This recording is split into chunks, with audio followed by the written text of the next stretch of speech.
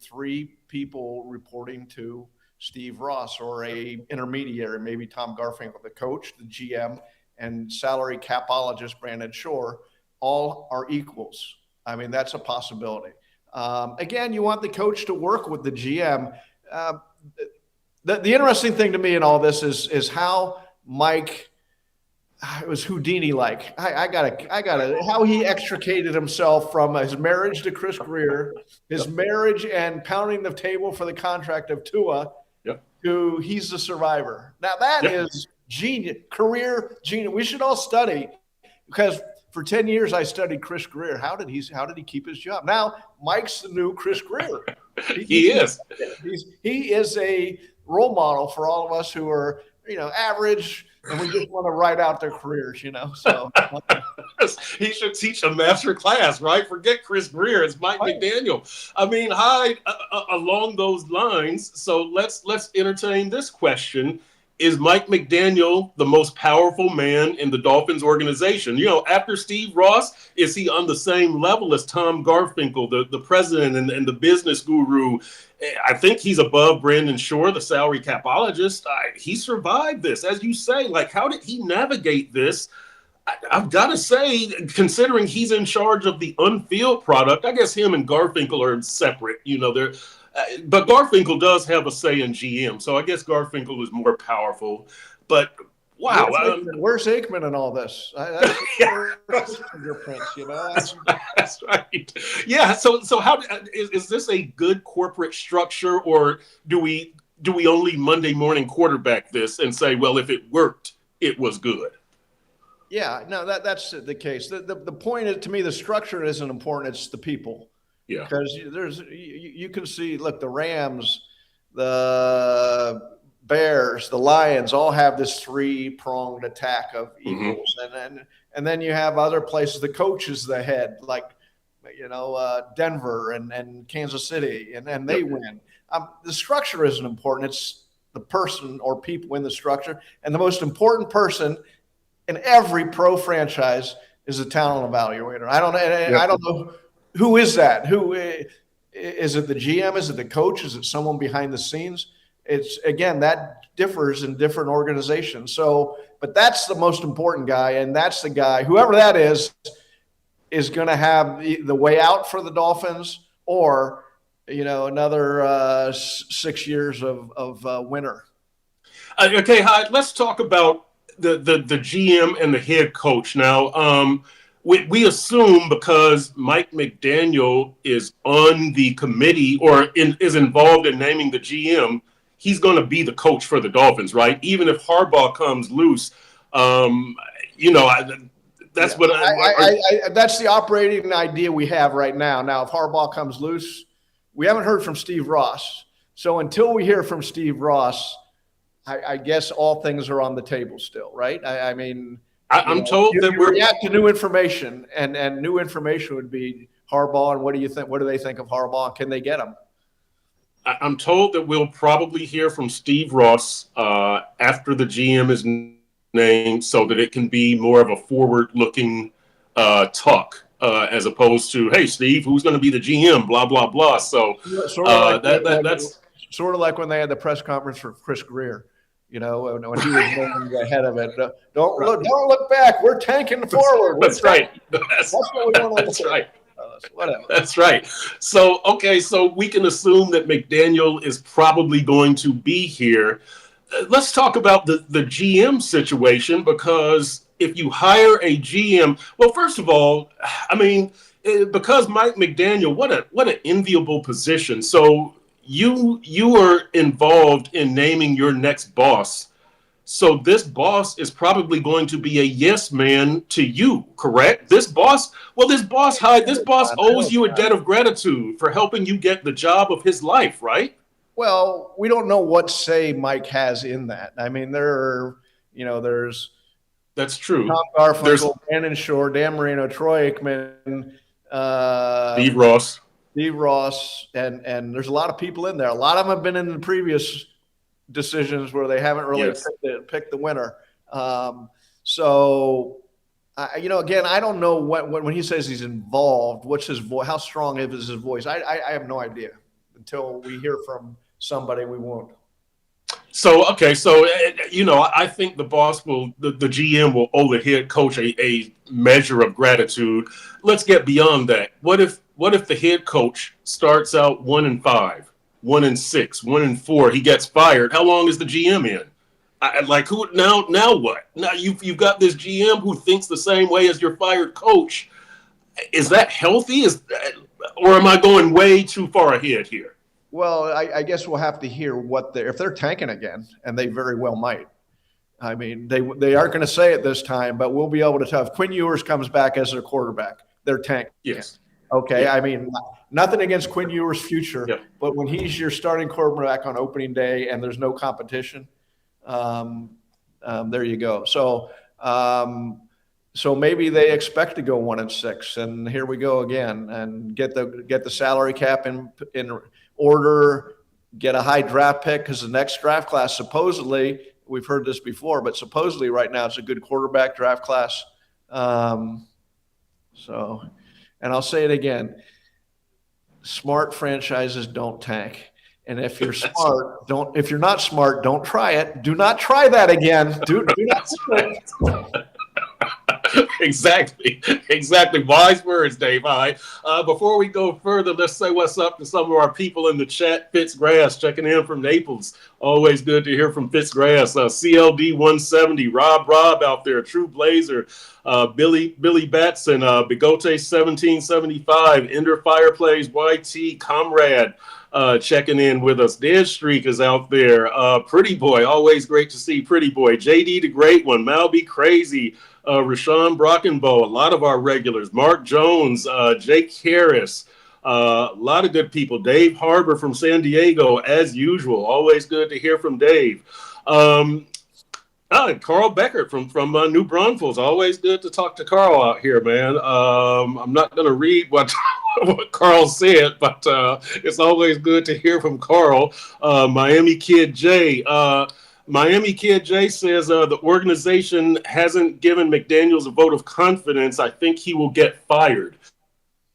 I will say this to Miami Kid J and everybody else. I've also heard that the organization is not planning on releasing a statement saying that Mike McDaniel is coming back because Mike McDaniel is under contract. You would assume that he's coming back, that they're rethinking the wisdom of last year, putting out a statement saying that Mike and Chris will come back, because now every year everybody expects that statement. So I'm not expecting a statement saying that Mike is coming back. You probably just have to kind of read the tea leaves and understand that if he's involved in selecting the GM to some extent, the plan right now is that Mike will be back. I don't know that they're going to say, even if Jim Harbaugh shakes free, Mike is our coach. So I'm just saying, don't necessarily think that there's going to be a statement. That's the thinking right now. Hyde, let's go over really quickly the people who are on this committee and the people who are being interviewed, right? So we think, or people who are involved in selecting the GM, I shouldn't say on the committee. We think Steve Ross, Daniel Silman, who is Steve's son-in-law and is getting more of a voice in involving in running the organization. Tom Garfinkel, the president. Brandon Shore, the salary capologist, whose technical term I believe is senior vice president of football and business administration. That's 4 people. Then you get Troy Aikman, Dan Marino, and Mike McDaniel. That could be 7 people who have a voice among 6 interviewees. Josh Williams, the 49ers director of scouting and football operations. Tariq Ahmed, the 49ers vice president of player personnel. RJ Gillen, the 49ers assistant GM. John Eric Sullivan, the Green Bay Packers VP of player personnel.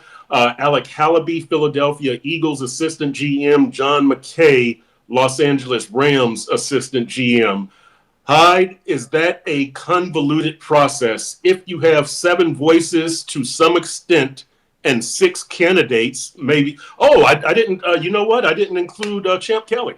Champ Kelly is getting an interview. So, 7 people being interviewed and 7 people making the decision to some extent, is that too much, or is that the sign of we're doing our due diligence, and the Dolphins should be applauded. Again, I don't think there's a good or a bad way here. The question is, do they get the right guy? They've used many of the same people. The hope, if you're a Dolphin fan, is Danny Silman. He runs a sports company that brings foreign soccer teams to the United States for summer exhibitions and regular season games now too. He's seen that, and his last couple years, recent years, he's studied the franchise, been inside it, studying, talked to people. So he's the newest voice. I mean, Aikman got the headlines, but I think Danny Silman is the real person here you got to look to see what's he thinking, where he is. So I'd imagine with that many people, not all of them are going to have the same amount of voice. Do they all get listened to? I've heard some. I'm not going to get involved in it because it caused too much. But some people just aren't listened to, and some are listened to more. So, again, it's sort of like the structure of a team. I don't think there's a bad way. The question is, do they get the right guy? Yep. The Fu Family 5 says, what's the point of having Troy when most of the GM candidates are all tied to Mike? Seems like a waste of time. Bigote 1775 says, I'm not a fan of Troy hiring. What track history does Aikman have? I believe Steve Ross is trying to get fans back with Troy Aikman hiring, shaking my head. I will say this, Dave Hyde. I like the idea of bringing in Troy Aikman because I like the idea of having an outside voice, not somebody who thinks like the rest of the organization. This is fresh eyes, fresh ideas, not that he's the ultimate decision maker. I think that's good also, but I think having outside organization help with somebody who knows the league, who gets around the league is a positive thing. I do applaud Steve Ross and the organization for that. Yeah, I agree that not only the outside voice, but someone who meets with teams. I mean, he's on the inside of teams every week, both teams that ESPN pays a ton of money, and they get the rights fees. They get to get in the franchise, talk to coaches, talk to players, talk to hierarchy. So maybe, I'm sure he helped put together the list or confirmed the list or something.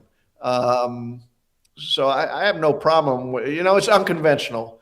But I get the thinking to it. Eric Rivera 8064 says, hope we hire McKay and he brings Shula with him. I mean, obviously that would mean a new head coach. Let me ask you this, Dave Hyde. I like that they have 3 people from the 49ers, 1 from the Eagles, 1 from Philly, even 1 from Green Bay. But I really like the way the Philly and the 49ers.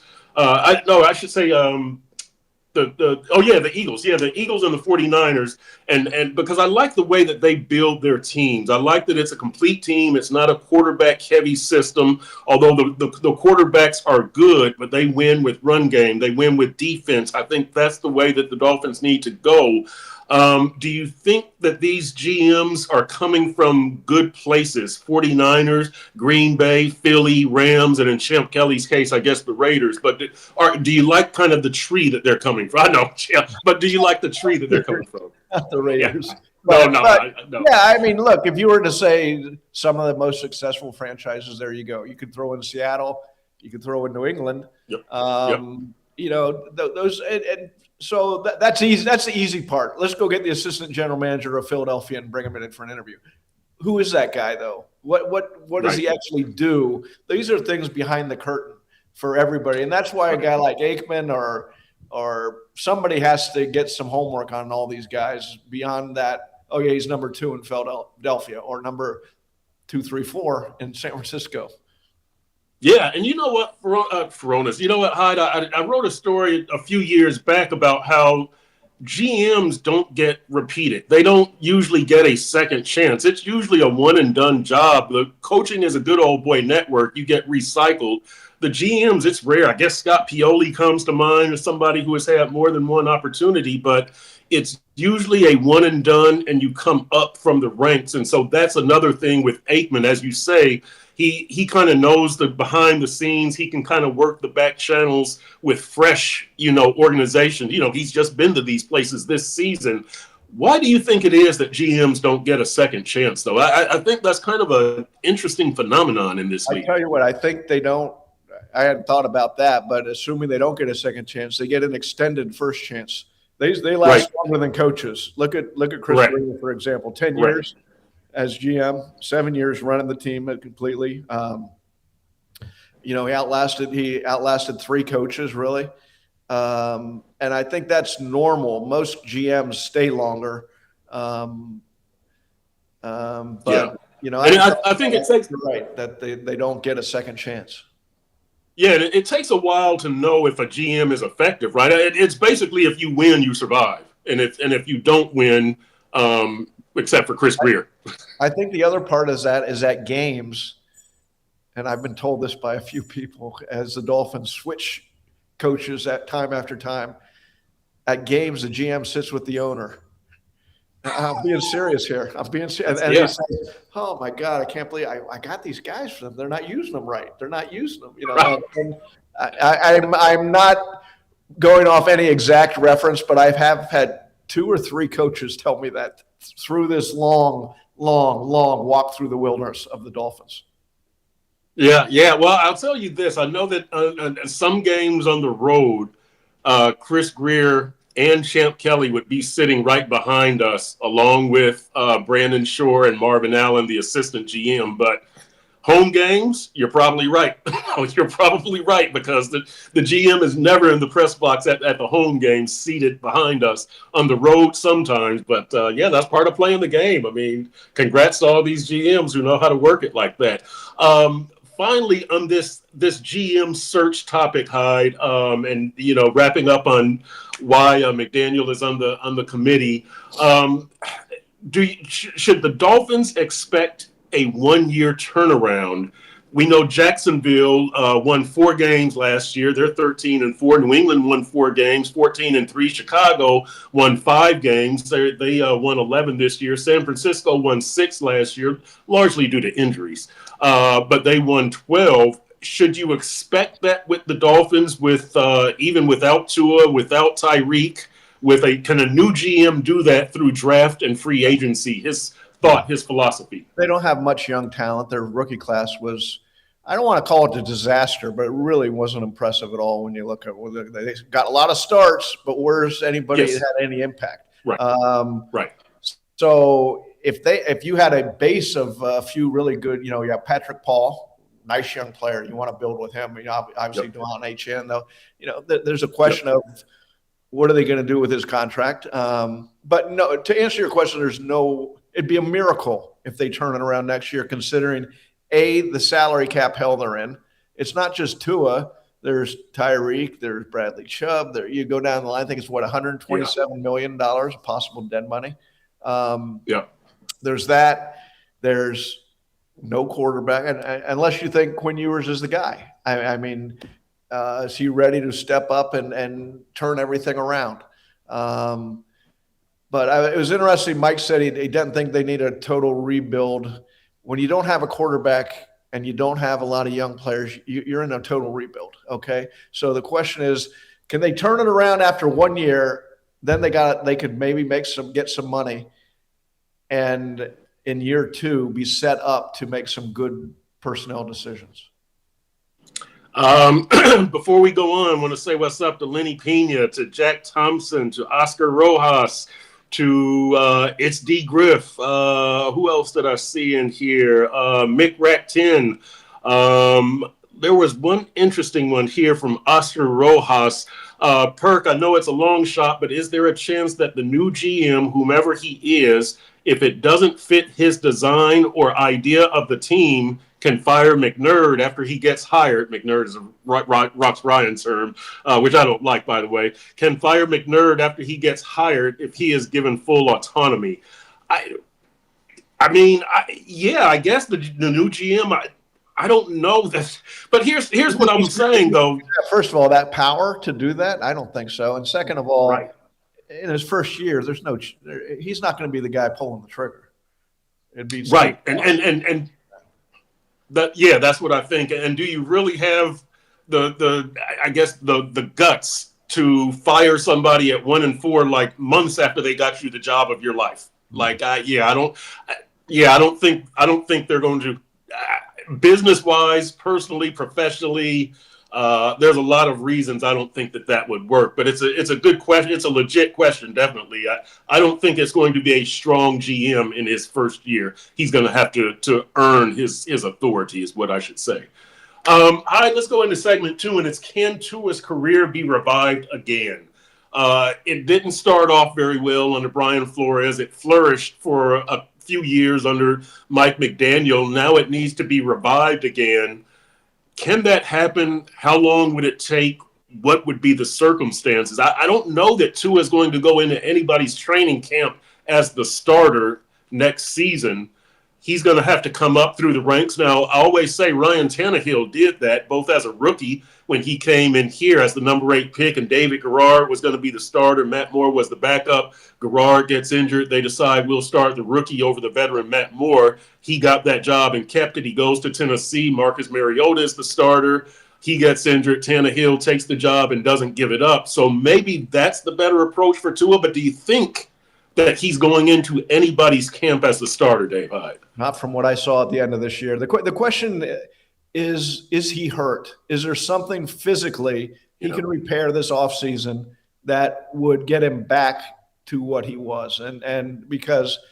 But you also have to have a team that's willing to, one of the reasons the Dolphins didn't draft Lamar Jackson, I was told, was we got to base our whole offense around his talents. We got to change everything for him. Well, that's what the Dolphins did for Tua. They changed everything to get his talents, and obviously the quick and speed of Tyreek Hill and Jalen Waddle. But how many teams are willing to do that? How many teams are willing to take on, at this point, Tua and say, we're going to change our offense? Nobody. So, I hope, if he wants to take another shot at it, God bless him, do it. But it might be time to retire. Just say, I've had enough. I got the most out. I got a lot of money. I got my health still, and then get out. And that's an interesting point, Hyde. We don't see that from quarterbacks after this short amount of time. Andrew Luck got out, but I think he played, 7 or 8 years off the top of my head. I might be mistaken, but I think he was that long. We saw Chris Borland, right, from San Francisco, retired early, a defensive lineman, but he had concussion issues, as I recall. Linebacker. Okay. Yeah. No, right. He had concussion issues. Yeah. Yeah. I'm not sure that you see a quarterback who has had Tua's success just walk away at the, look, I guess with Tua and Andrew Luck, this was just Tua's 6th season, right? Yeah. So it really wouldn't be that. Andrew Luck just fell out of love in the game, it sounded like. Whereas Tua, it would be a mixture of his game's not there and protect his health, if that's what it comes to. We all say, he should retire. It's his decision. He's a grown man. It's not my place to say play on or retire. Do you think that Tua was actually fixed under Mike McDaniel, or what I say, that Mike just said, "Hey Tua, there's Tyreek, throw it to him." Was Tua actually fixed, or did he just have a system that worked with Tyreek? He was fixed in the sense that Mike found out what he can do best, what he can do, accuracy, vision, anticipation, and based an offense on that. Had players in Tyreek and Jalen Waddle, Devon Achane, or Raheem Mostert, really, but actually the first year or two, to do it. And it was very smart of Mike. He was brought in to win games, obviously, but also to tell the franchise who Tua is. His problem was he fell in love with Tua and he thought there's more there, when that was all there was.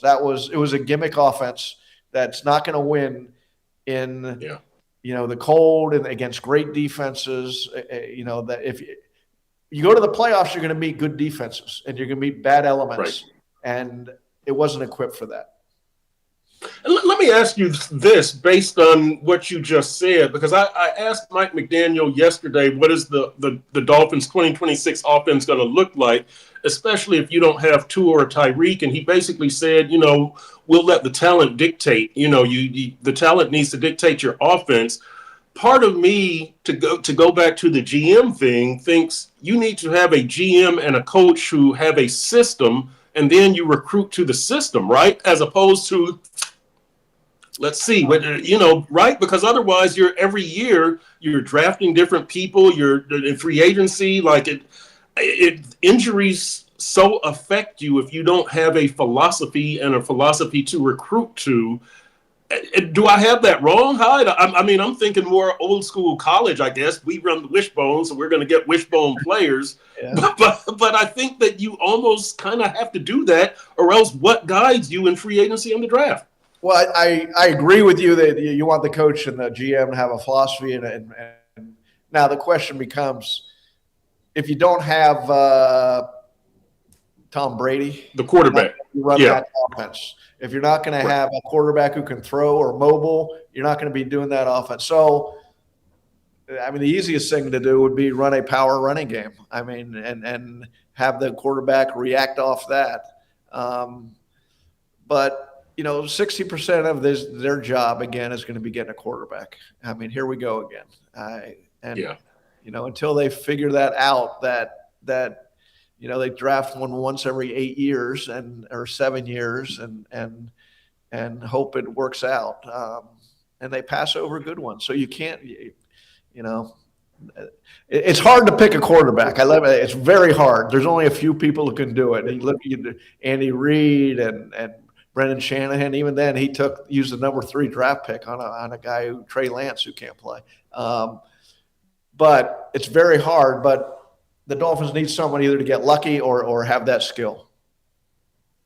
So let me read you this from the chat, because I know this is going right up your alley. Jake Harris says, "Go get the Packers VP and sign Malik Willis." We differ on Malik. You did. We just had this discussion. I didn't say sign him. I said I would definitely investigate him, look into him, see what you think. I think he had an awful game Sunday. I was doing the Dolphin game, so I didn't really pay attention to it. But I saw the score; they were scoreless for a long time. So, but the game before, was it against Chicago? The game before, I think it was like the Thursday night game or Monday night. I can't remember. But he can run, he can pass. Again, it's not. Everybody says, "Well, you didn't say they should take that quarterback or that GM." It's not my job. Okay, that's not. I haven't trained my whole life, my career, to pick a quarterback or a GM. But my job is to react to who they do pick, and is this working or not? So I would look at Malik. I would look at Malik Willis to see, because he has a nice blend of skill, and he'll be going into his 4th year now. Yep. Billy Batson says, "I believe in Ewers and Wilson," and also says we need to draft a quarterback too. So let me ask you this, Dave Hyde. Would you be comfortable going into camp with Malik Willis, Quinn Ewers, and a rookie draftee? That sounds like sort of what they should do, something like that. Again, I don't know. Look, as Malik Willis, I talked to a GM. He said he's going to cost $30 million. Another said $20 million. So I don't know, do they have the money for that even? Is when you look into his background, is it something you want to take a chance on? But that idea of a rising veteran, a Quinn Ewers, and a draft pick sounds like the right idea that they should do. Yeah, and Jake Harris informs us that Malik Willis did not play last week. Oh, thank you. Feeling a little better. So there's that. That's a feather in your cap, Dave Hyde. How about that? Yeah. We always have great textures. I love this. Okay, so let me to put a bow on this quarterback Tua thing. When we get back to Tua, you wondered if he was okay physically. What about mentally, Hyde? And I know this year, right? He's got to be like shot. He had a lot of voices. Look, he told you as the season went on, some of his quotes were mine. I can't run because Yes. my ankle is. Yes. I can't see over the line. I mean, you're investing Yeah, $212 million in this guy, and his fundamentals of before you even get to going to be a quarterback, he can't see over the line. right. Yeah, yeah. I know it's a bizarre thing. It's so Dolphin. It's so Dolphins. It is so Dolphins. I do think if Tua got that fresh start, he wouldn't have so much stuff and so many voices in his head. As I've said, I'm sure that he's thinking, throw it away.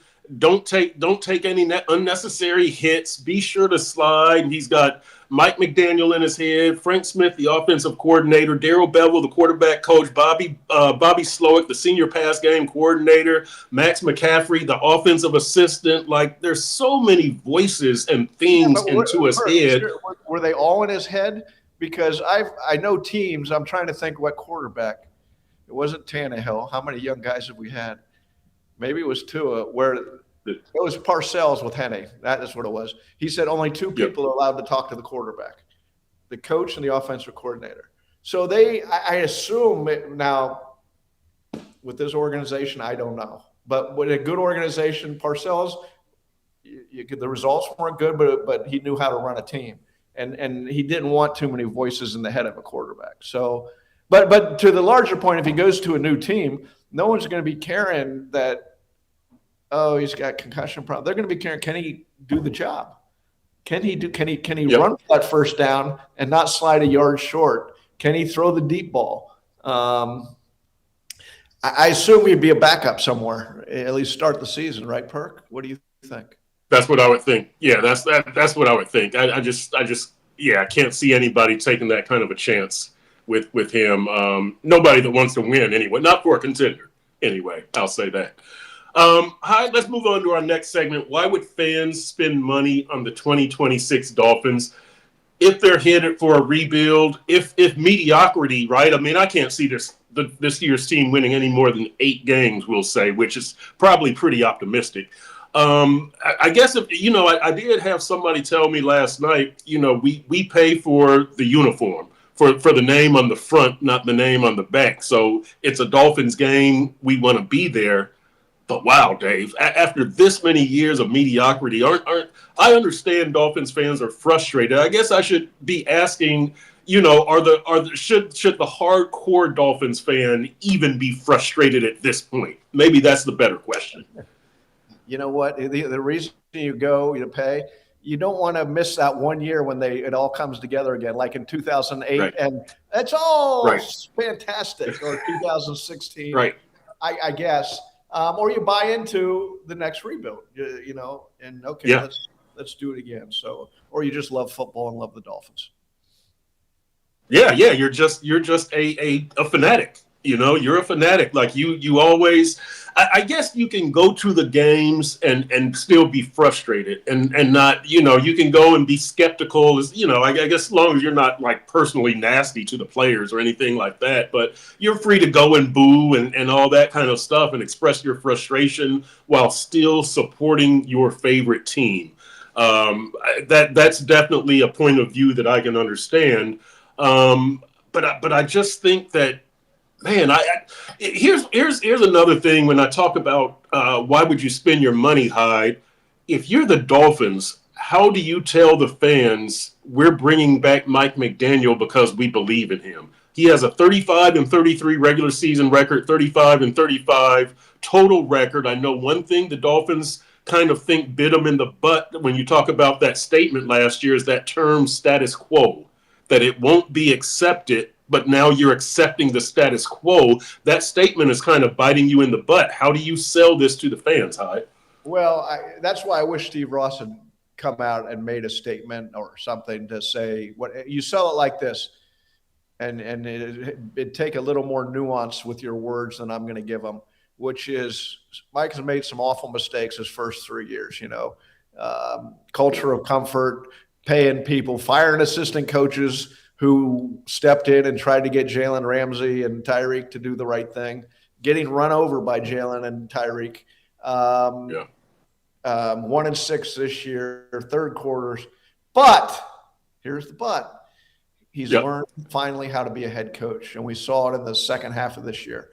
I'm not saying I agree. I'm saying if I'm the Dolphins, that must be what you're basing your decision on, that he's learned how to be a head coach as time went on. And let's be honest, the NFL head coach isn't a learn on the job for 4 years type thing. But the question would be, if you hire somebody else, are you going to have to go through another learning process? And so that would be probably the way I would approach it, with a little better nuance with my words. Yeah, no, I could agree with you. And I'll say this, I'm a person who I think, like you, favors the clean sweep, Grier, McDaniel, Tua. But I will say I think that Mike McDaniel did his best coaching job in the last part of this season. When you look at, demoting Tua, not having Tyreek, you go to the run-first offense. Now, look, you had to surge to achieve mediocrity. Let's not lose sight of the big picture. You had to have that good stretch so you could finish 7-10. You shouldn't be rewarding. They had one good win, really, against Buffalo. Like last year, they had one good win against the LA Rams. Right. So, but look, no one can say Mike isn't a creative play drawer and offensive mind. I mean, his ideas have been stolen all around the league.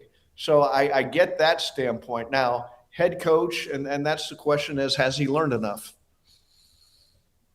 Yeah. Okay, let me read you this from Mick Rack 10. I'm not accepting McDaniel. Ross hasn't said a word so far about anything. He's like a scared old man that doesn't care what we think. Disregard the scared old man part. Does Ross care what the fans think? Yeah, he said so. He said when he fired Chris Grier, what was his statement? That unless the fans quit coming out, then this is how we're going to go the rest of the year. So they're very aware of what fans think, and that doesn't mean they're going to do what fans want them to do. But they're aware of what's going on. Richard Keys says the problem is McDaniel doesn't learn. I do think that Mike does learn, like I just said, and I think like you just said, he should have learned earlier. That's my big problem with Mike, that this offense, and he stuck with it too long. It's like how the Dolphins have too much loyalty, right, to Tua, to Ryan Tannehill, to Joe Philbin. I think that McDaniel is kind of showed too much loyalty to that offense, that he should have known earlier. We need a stronger run game. We need to take some pressure off of Tua.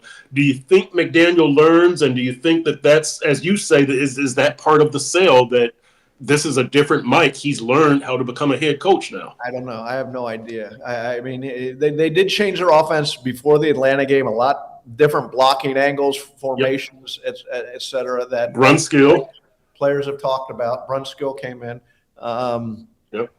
Has he learned? I guess we'll find out next year, because look, he had an assistant coach's mentality as the head coach. The assistant coach, I'm going to be friends with the players. Right. I'm going to talk to them. I'll help them, and I'll say, I'm going to get you to your second contract. If you listen to me, we'll work on techniques. We'll work on your game. A head coach can't be that way. And that's how he was. Hey, you want money? Here's money. You keep everybody happy. Right. You know, and I'm going to – so has he learned? I guess we'll find out next year where he's at. Let's see. It's D. Griff says, fire Mike and replace him with who? Let me get to the rest of that. You're just going to try to find another Mike and fail. My point, I don't like going from extreme to extreme, right? I don't like going from disciplinarian hard-ass flow to player-friendly Mike. I like finding a system that works for this team, where the coach and the GM can work together. So to me, it's not, you're going to get another coach that doesn't work or blah, blah, blah. It's find the right guy, find the right system, right? Find the right quarterback. I don't care if he's, I don't care. Just find the right one. And then that gets back to Steve Ross, right? Hire the person that can find that person. Yeah, the problem really is, the last two off seasons, there was a very obvious candidates. Jim Harbaugh was out there Yep. for Vrabel.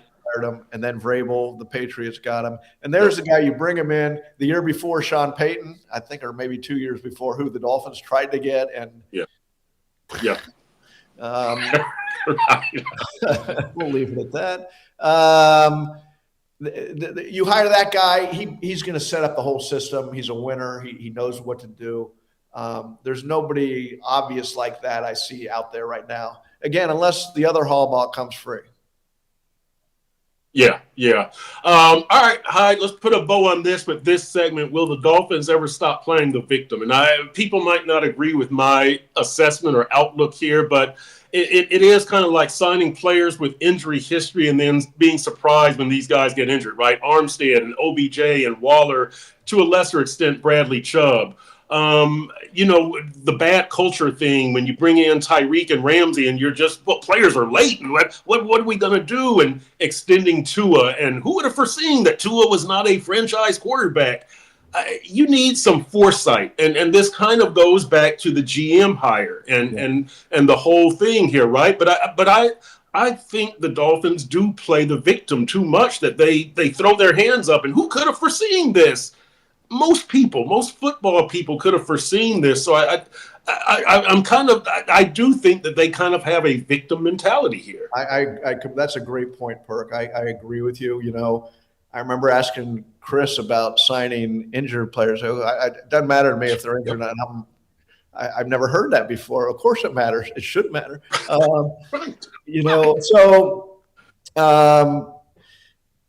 Ultimately, the line I use, someone has to protect the organization, and no one's been there to protect the organization from signing these players. From when they were going all draft picks in, which that didn't work either. Let's be honest. I looked up the 20 and 21 drafts. Okay, 2019 they tanked. 2021 they had, was it 5 first round and 4 second round picks? Of all them, the only guy left.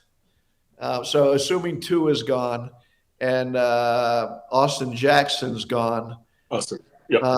Who's the one guy left? I can't even remember. Jalen Waddle. Jalen Waddle's the only out of those 9 picks going into next year. I assume, I don't know what they're going to do with Austin Jackson, but there you talk injury history, decent contract. Yep.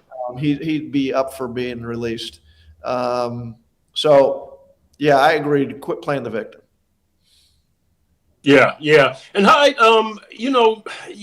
let me when we talk about things the Dolphins need to do, like stop playing the victim, you called this the most damaging season in Dolphins history, which I did a really good job on that column.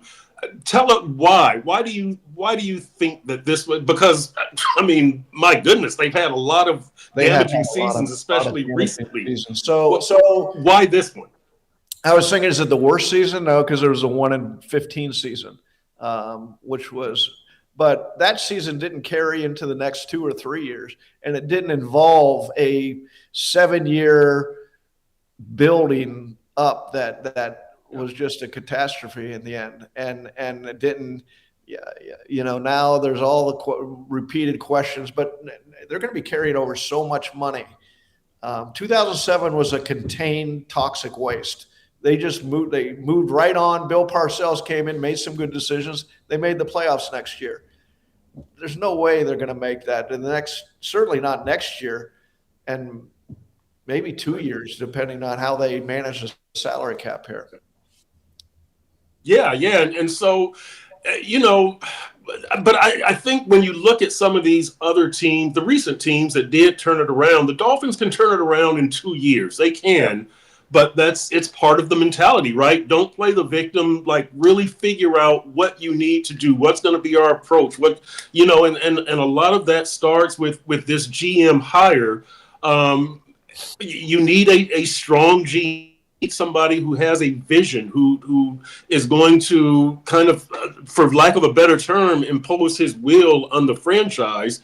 And hopefully he's thinking clearly. do you think, how much faith, when we're talking about, the Dolphins not playing victims, how much faith do you have in the Dolphins to get this GM thing right so that the organization can get its mentality on track? I hate to say this, but I don't have confidence in the organization at all right now. I mean, they haven't made a good football decision since Steve Ross came aboard. So, right, correct. I mean, I'm hopeful. Listen, nobody likes covering a team that's going nowhere. And it makes it even worse this year that the Patriots are back on top. I mean, are you kidding me?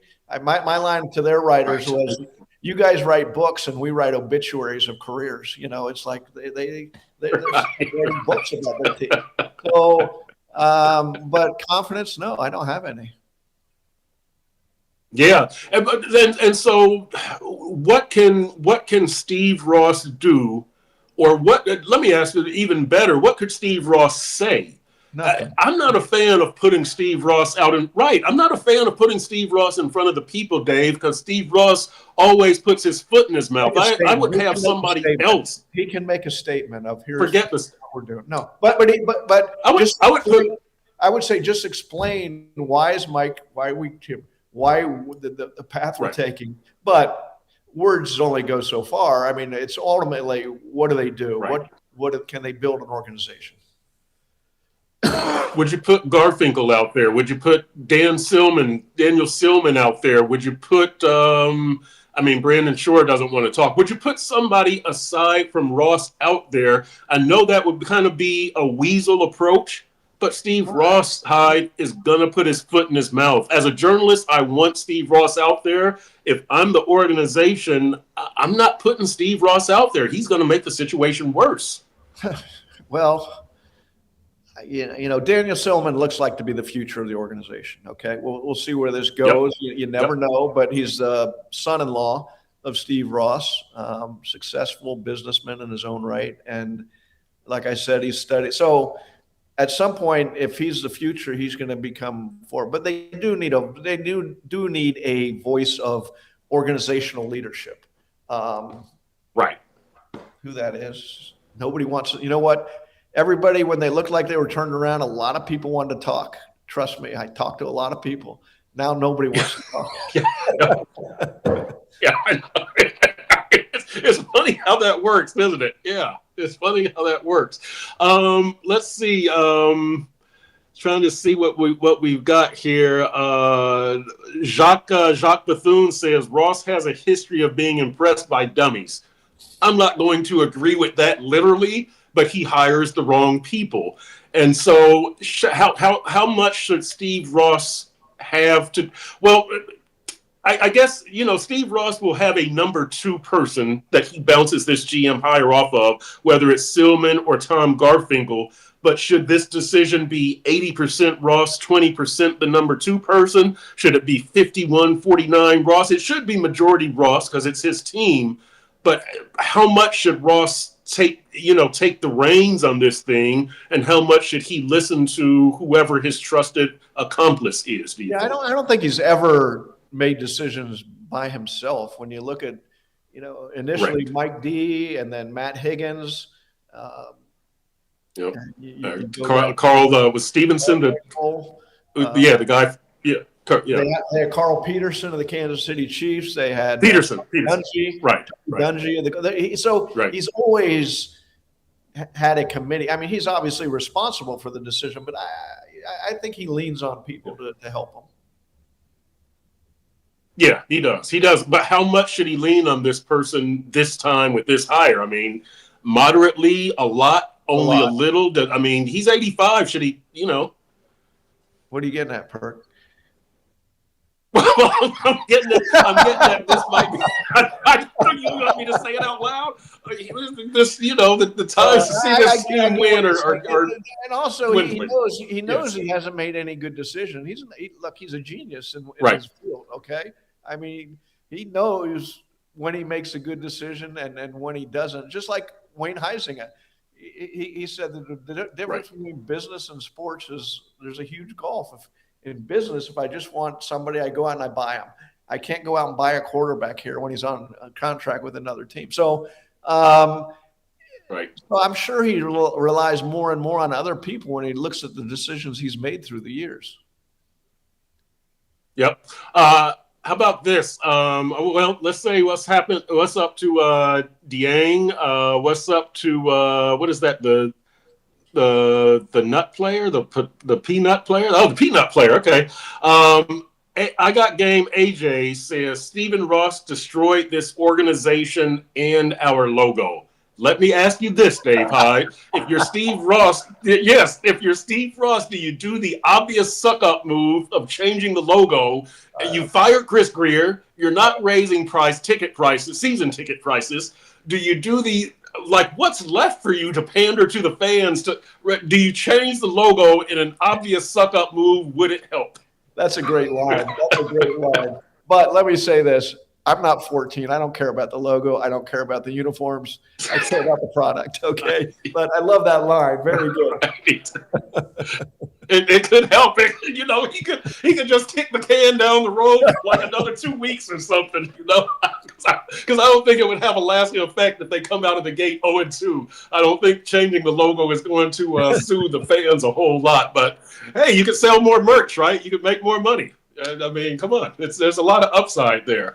All right, that's going to wrap it up for this week's edition of Dolphins Deep Dive with Perk. That is Dave Hyde. I'm Chris Perkins.